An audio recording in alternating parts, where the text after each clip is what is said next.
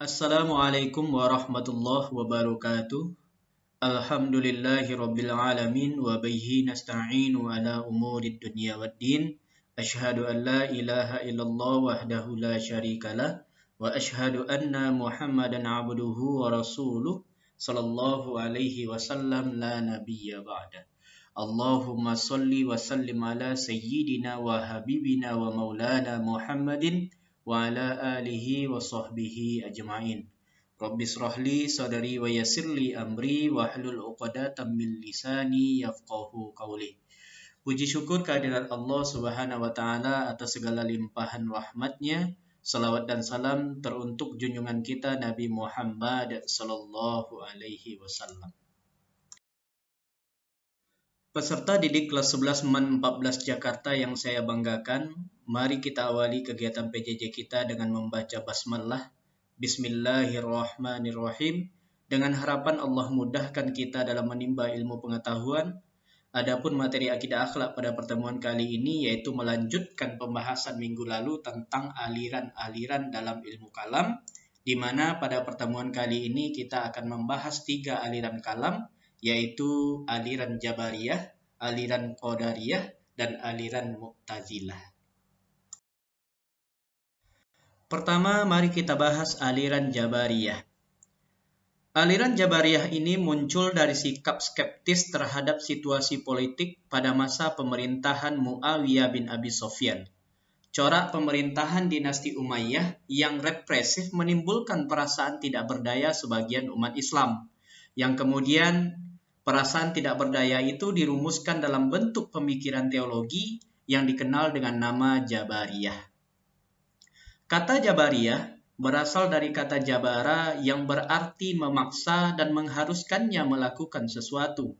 Jabariyah adalah suatu aliran dalam ilmu kalam yang berpendapat bahwa manusia itu dalam perbuatannya serba terpaksa atau majbur, dalam arti bahwa perbuatan manusia itu pada hakikatnya adalah perbuatan Allah. Kata jabar dalam nama Jabariyah diartikan menolak adanya perbuatan dari manusia dan menyandarkan semua perbuatan kepada Allah Subhanahu wa taala. Harun Nasution mengatakan, Jabariyah adalah paham yang menyebutkan bahwa segala perbuatan manusia telah ditentukan dari semula oleh qada dan qadar Allah. Maksudnya adalah setiap perbuatan yang dikerjakan manusia tidak berdasarkan kehendak manusia itu sendiri, tetapi diciptakan oleh Allah, sehingga manusia tidak mempunyai kebebasan dalam berbuat karena tidak memiliki kemampuan untuk itu.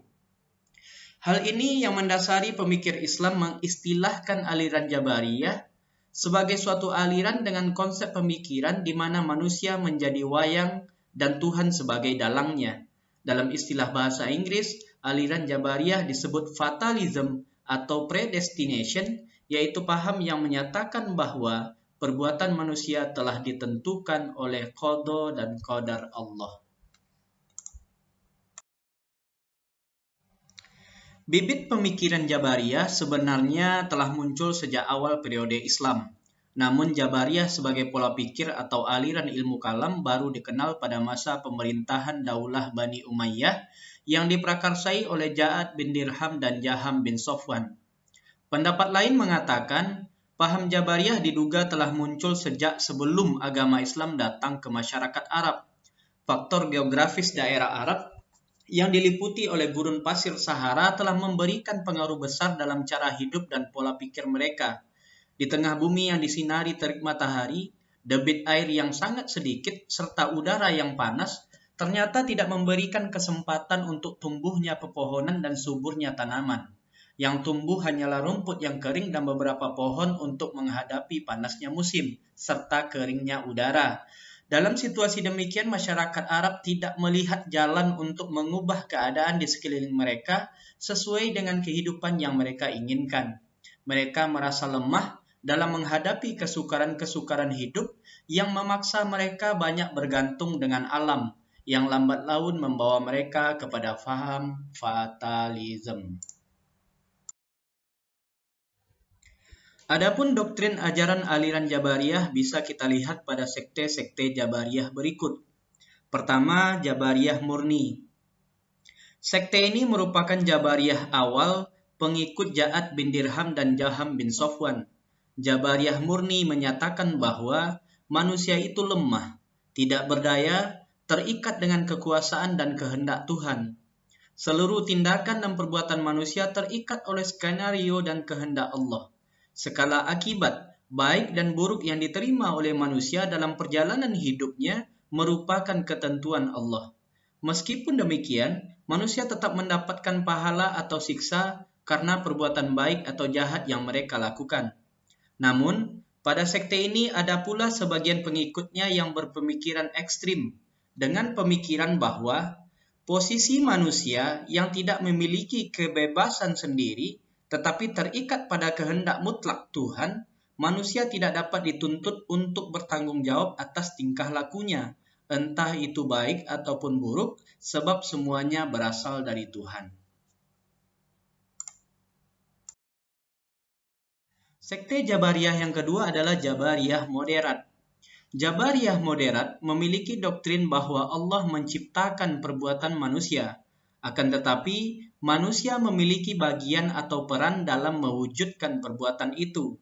Tenaga yang diciptakan di dalam diri manusia mempunyai efek untuk mewujudkan perbuatan tersebut. Manusia tidak majbur, tidak sepenuhnya dipaksa oleh Tuhan, tidak seperti wayang yang dikendalikan oleh dalang, namun tidak pula menjadi pencipta perbuatan, tetapi manusia melakukan perbuatan yang diciptakan oleh Tuhan.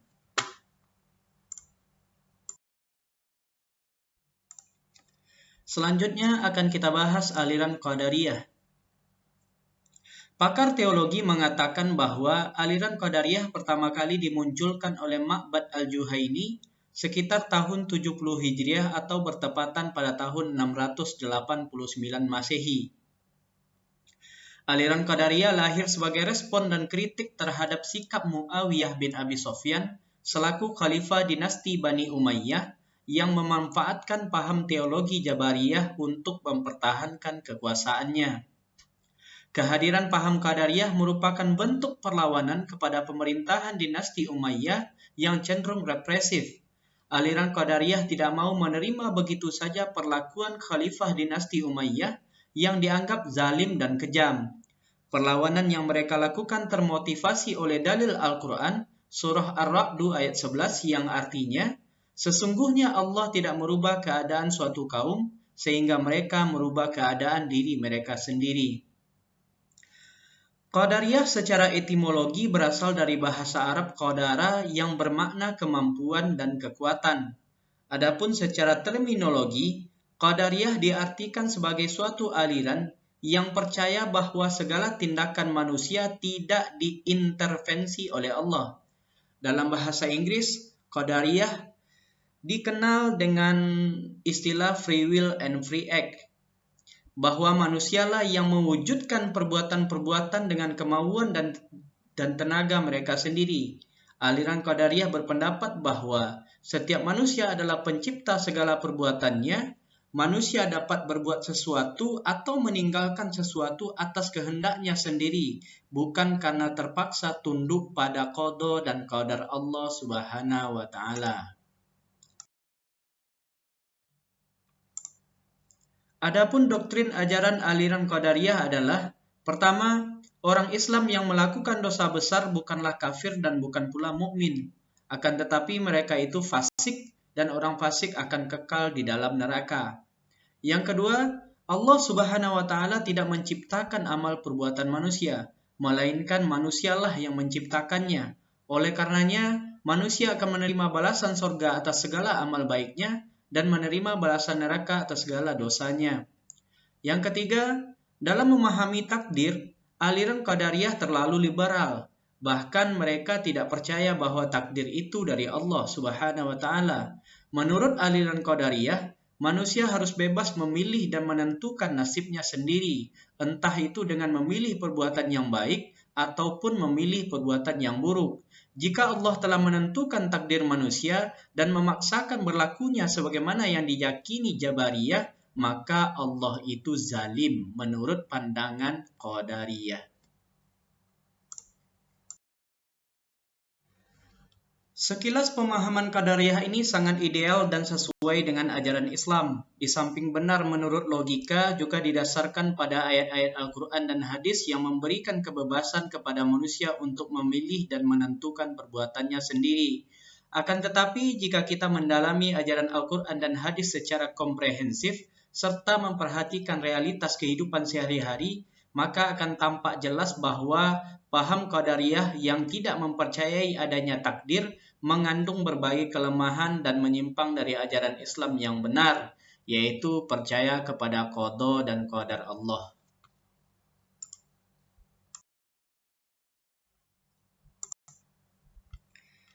Jika kita berbicara perkembangan aliran Qadariyah, maka tentu akan bersinggungan dengan aliran Jabariyah. Oleh karena itu, membandingkan kedua ajaran ini perlu dilakukan dalam rangka memperoleh pemahaman yang menyeluruh. Adapun perbedaan doktrin ajaran kedua aliran ini adalah: pertama, Jabariyah meyakini bahwa segala perbuatan manusia telah diatur dan dipaksa oleh Allah, sehingga manusia tidak memiliki kemampuan dan kehendak dalam hidup. Sementara Qadariyah meyakini bahwa Allah tidak ikut campur dalam kehidupan manusia, sehingga manusia memiliki wewenang penuh dalam menentukan hidupnya. Yang kedua, Jabariyah menyatakan bahwa surga dan neraka itu tidak kekal. Setiap manusia pasti merasakan surga dan neraka. Setelah itu keduanya akan lenyap. Qadariyah menyatakan bahwa manusia yang berbuat baik akan mendapat surga, sementara yang berbuat jahat akan mendapat ganjaran di neraka. Hal ini merupakan konsekuensi dari perbuatan yang dilakukan manusia berdasarkan kehendak dan pilihannya sendiri. Yang ketiga, takdir dalam pandangan kaum Jabariyah memiliki makna bahwa segala perbuatan manusia itu telah ditentukan dan digariskan oleh Allah Subhanahu wa Ta'ala, sehingga menjadikan manusia dalam ajaran mereka sebagai makhluk yang terpaksa. Sementara ketidakpercayaan aliran Qadariyah terhadap takdir menjadikan manusia dalam ajaran mereka sebagai makhluk yang merdeka. Ditinjau dari segi politik, aliran Jabariyah lebih diterima oleh masyarakat Islam dan mendapat respon positif dari pemerintahan dinasti Umayyah. Sebab aliran Jabariyah tidak pernah melakukan kritik terhadap pemerintahan. Berbeda dengan aliran Qadariyah yang mendapat tantangan dari pemerintahan dinasti Umayyah, karena aliran Qadariyah dianggap sebagai ancaman yang dapat menggulingkan kekuasaan dinasti Umayyah. Akhirnya, pemimpin aliran Qadariyah ada yang ditahan dan dihukum mati. Setelah itu, dalam perkembangan selanjutnya, ajaran Qadariyah tertampung dalam aliran Mu'tazilah.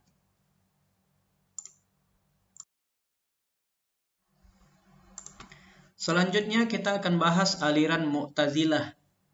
Lahirnya aliran Mu'tazilah tidak terlepas dari perkembangan pemikiran-pemikiran ilmu kalam yang sudah muncul sebelumnya.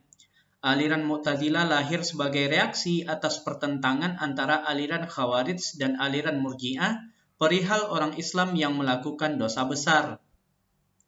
Menurut aliran Khawarij, orang Islam yang melakukan dosa besar tidak dapat dikatakan sebagai mukmin lagi, melainkan sudah menjadi kafir. Sementara itu, aliran Murji'ah tetap menganggap orang Islam yang melakukan dosa besar itu sebagai seorang mukmin, bukan kafir. Menghadapi kedua pendapat yang kontroversial ini, Wasil bin Ataq yang ketika itu menjadi murid Hasan al-Basri, seorang ulama terkenal di Basrah, mendahului gurunya mengeluarkan pendapat bahwa orang Islam yang melakukan dosa besar menempati posisi antara mukmin dan kafir. Tegasnya, orang itu bukan mukmin dan bukan pula kafir, tetapi di antara keduanya. Oleh karenanya, di akhirat nanti tidak ada tempat di antara surga dan neraka, maka orang itu dimasukkan ke dalam neraka, tetapi siksaan yang diperolehnya lebih ringan dari siksaan orang kafir. Kemudian Wasil bin Ataq memisahkan diri dari jamaah Hasan al-Basri, dan gurunya itu secara spontan berkata, "Iktazala anna." Wasil memisahkan diri dari kita semua. Karena itulah kemudian pemikiran yang dikembangkan Wasil bin Ataq menjadi sebuah aliran yang dikenal dengan Mu'tazilah. Corak pemikiran kalam Mu'tazilah lebih cenderung menggunakan pendekatan berpikir filsafat, sehingga aliran ini terkenal dengan aliran kalam yang rasional. Secara etimologi, kata Mu'tazilah berasal dari kata iktazala yang berarti berpisah atau memisahkan diri. Secara terminologi, sebagian ulama mendefinisikan Mu'tazilah sebagai satu kelompok yang keluar dari aliran Qadariyah karena berselisih pendapat dalam permasalahan hukum pelaku dosa besar yang dipimpin oleh Wasil bin Atha. Aliran ini muncul di kota Basrah, Irak pada abad kedua Hijriyah.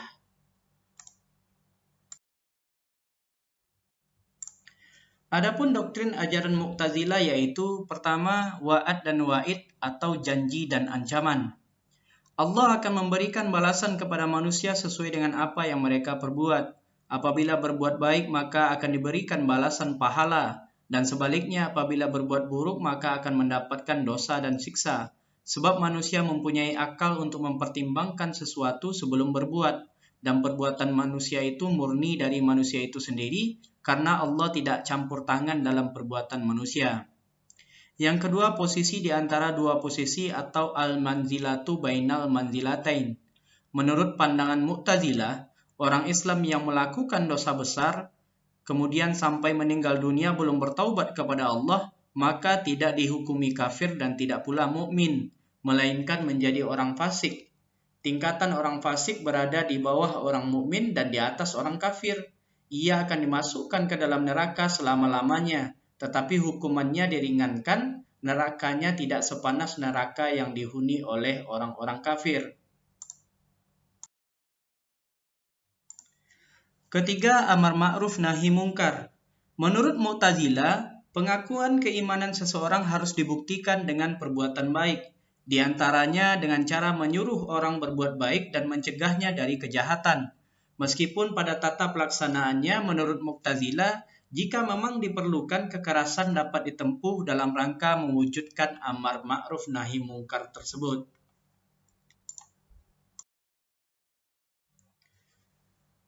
Aliran Mu'tazilah sempat dijadikan sebagai aliran resmi pada masa pemerintahan Daulah Bani Abbasiyah, yaitu pada masa pemerintahan Al-Ma'mun, Al-Mu'tasim, dan Al-Watsiq. Aliran Mu'tazilah sebagai aliran resmi dinasti Abbasiyah berakhir pada masa pemerintahan Khalifah Al-Mutawakkil, sehingga pengaruh aliran Mu'tazilah menjadi lemah dan terpinggirkan seiring berkembangnya aliran Asy'ariyah dan Maturidiyah yang dikenal dengan Ahlus Sunnah wal Jamaah.